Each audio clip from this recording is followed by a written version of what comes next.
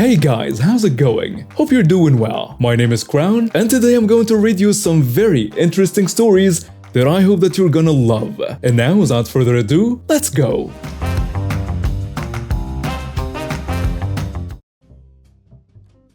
I finally have permission to share this story from my mother, who is the OP of the tale. Quick background. A year and a half ago, my mother was diagnosed with lymphoma stage 2. Lymphoma is a type of aggressive cancer to your lymph nodes. My poor mother had it pretty bad then. It was caught not a moment too soon. She was under extensive chemo/radiation treatment as the cancer was all over her neck and chest for 6 very long months. She also lost half of her thyroid to cancer. Now though, she has been in remission for a solid year, thank you God. This story takes place during her treatment, and sadly, I wasn't there. But Dad and her filled me in a few days after the incident.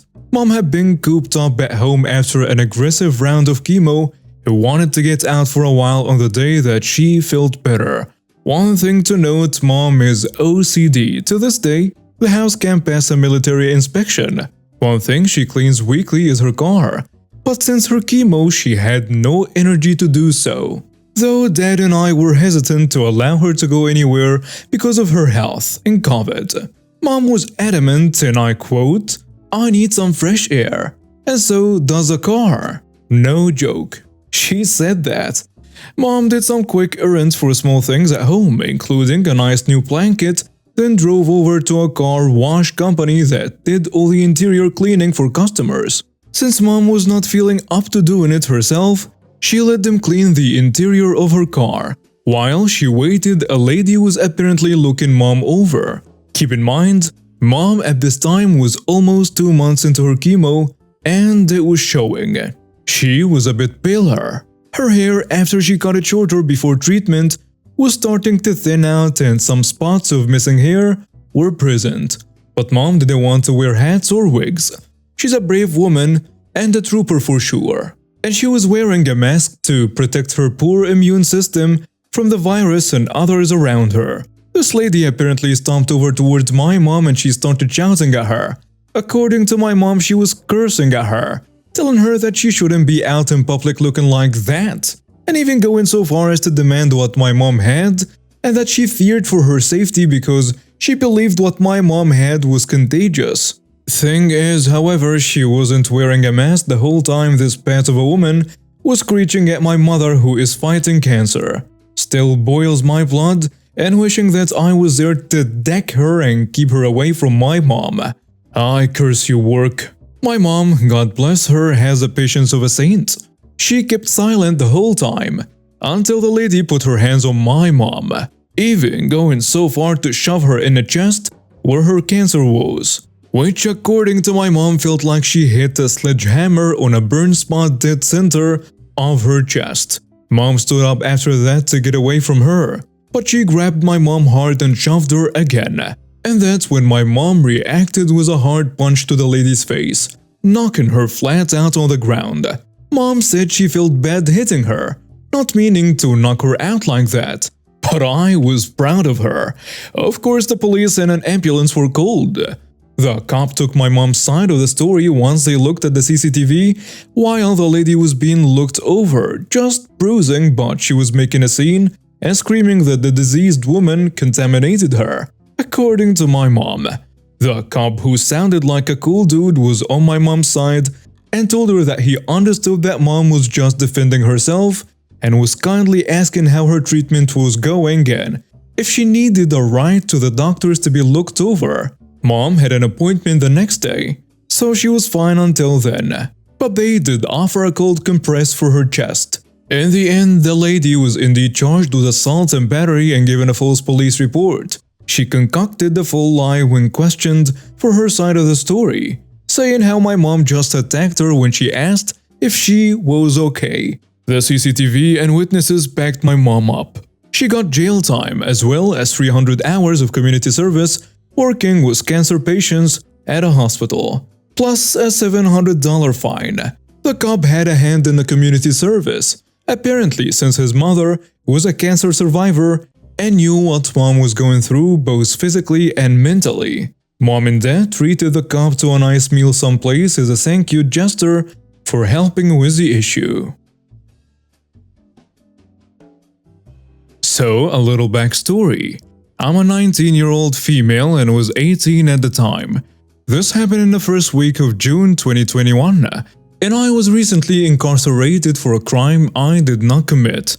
I know that sounds pretty suspicious, but really, my now ex-best friend / roommate lied to the police I called for because of her friends and her actions towards me in my apartment about what had actually happened, saying things like she strangled me until I was unconscious, and she is dangerous, and she is on drugs, which was a lie because she was. But that's a story for another time. I was only in the county jail for a week before they released me, and I finally had the case dismissed in September of that year, since the defense, my ex-best friend, never showed up and never answered any questions about the case. Therefore, there was no evidence. Anyway, for those of you who don't know, when you are placed in jail, you can spend a few days there waiting for your booking status.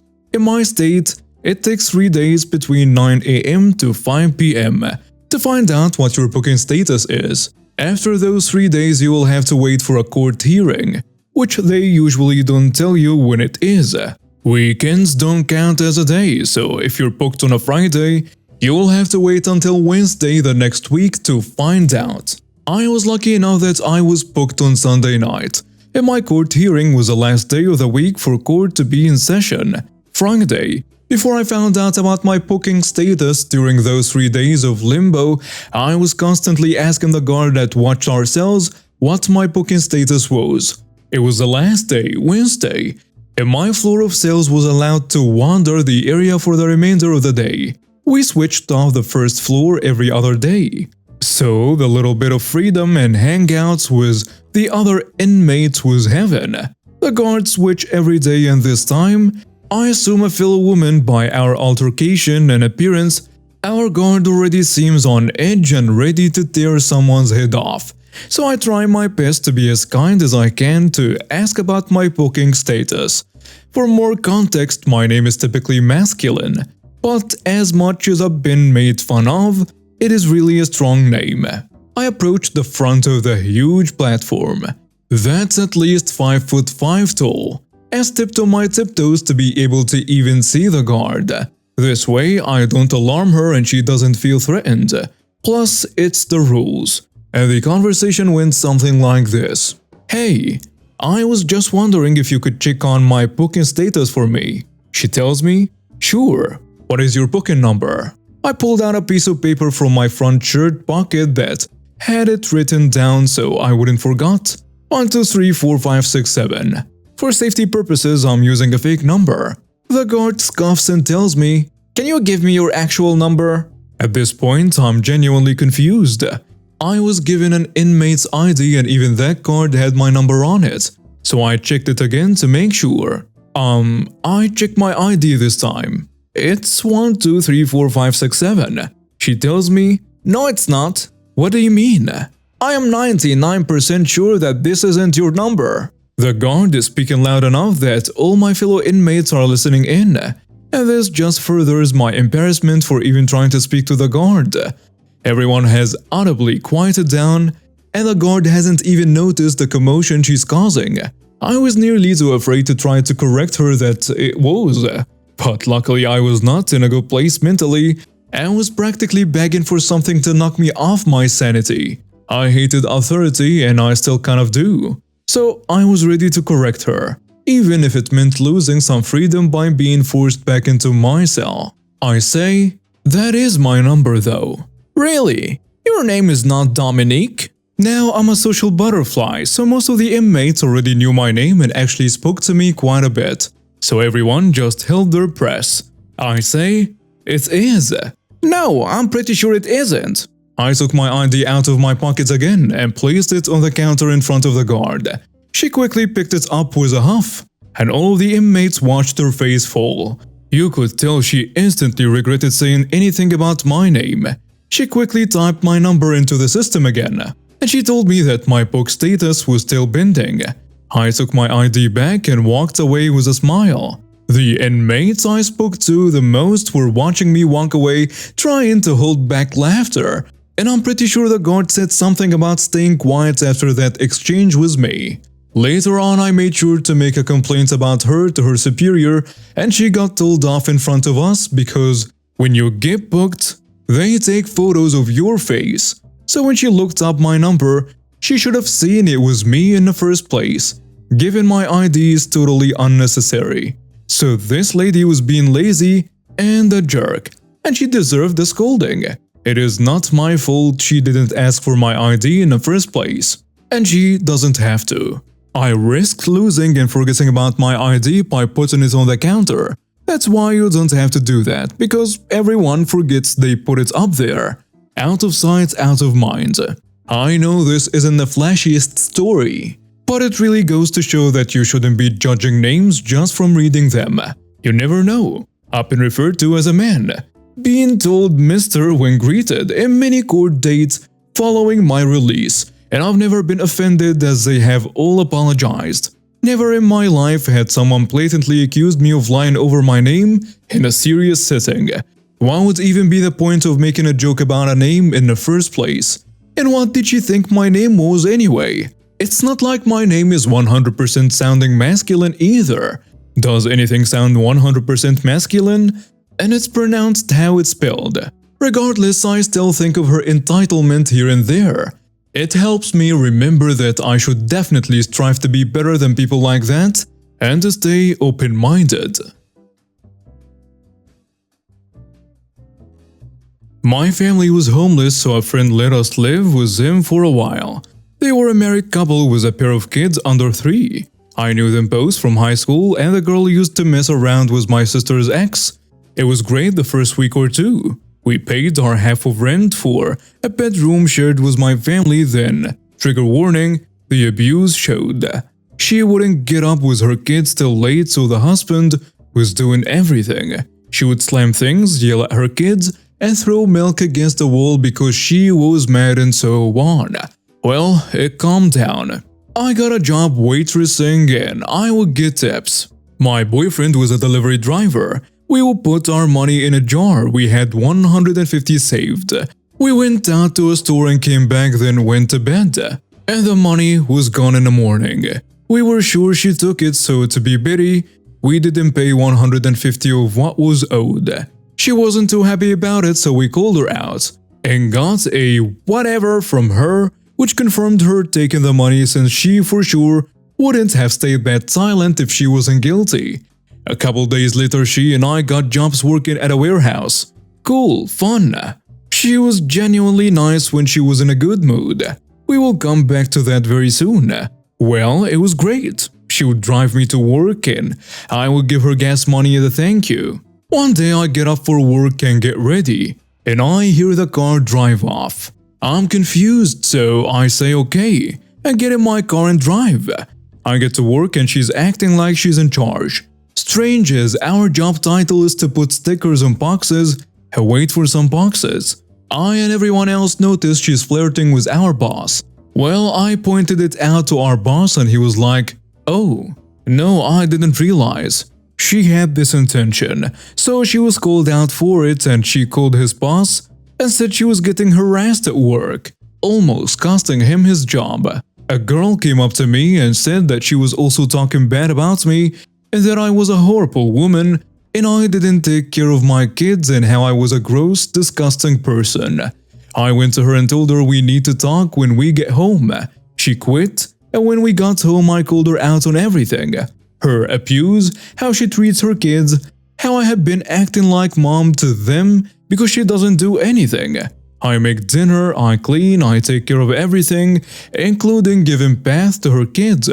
Her husband was having health issues and overwhelmed by taking care of kids all by himself and the abuse she treated him with. Even laundry that wasn't ours. She told me that I was a fake witch and a liar and how we needed to be out as soon as possible. A short while later, we ran into a lot of money because a family member passed away. We got an apartment and left this house finally. Later, we found out she got a new job and cheated on her husband.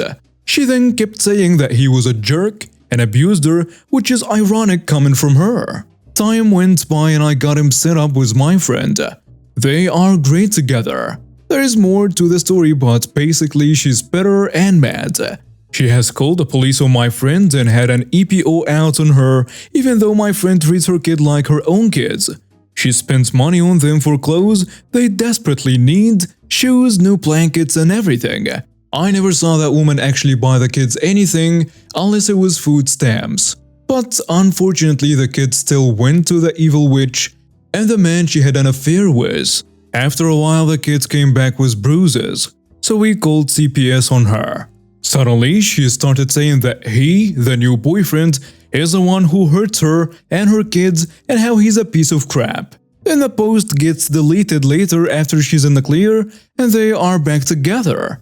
Luckily, there is paperwork saying she has to have supervision with the kids and he is not allowed near them.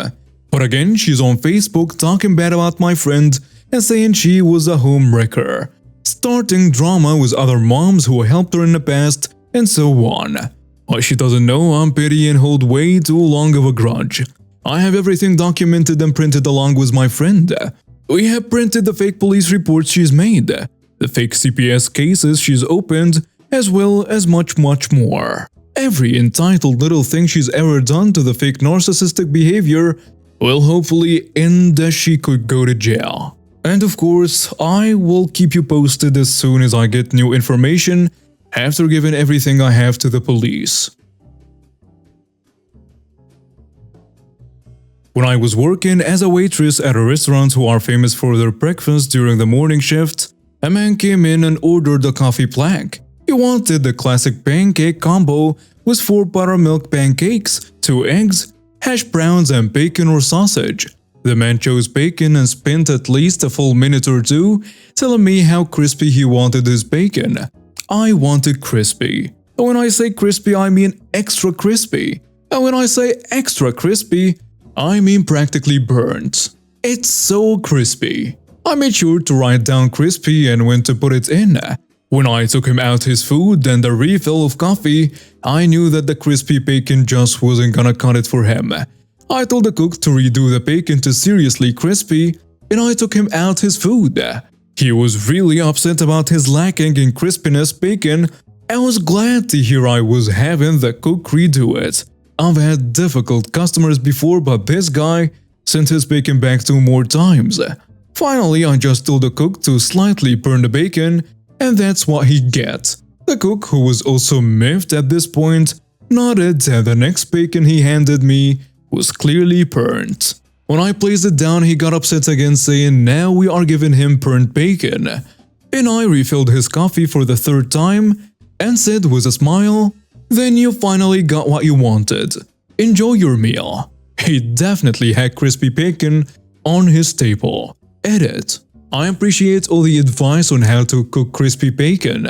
I could cook some really good crispy bacon. My boyfriend loves crispy bacon probably more than he loves me. But at that time I wasn't cooking the customer's bacon. And like I said, at the end he 100% had crispy one in front of him on the table that he said wasn't crispy enough. But to each their own.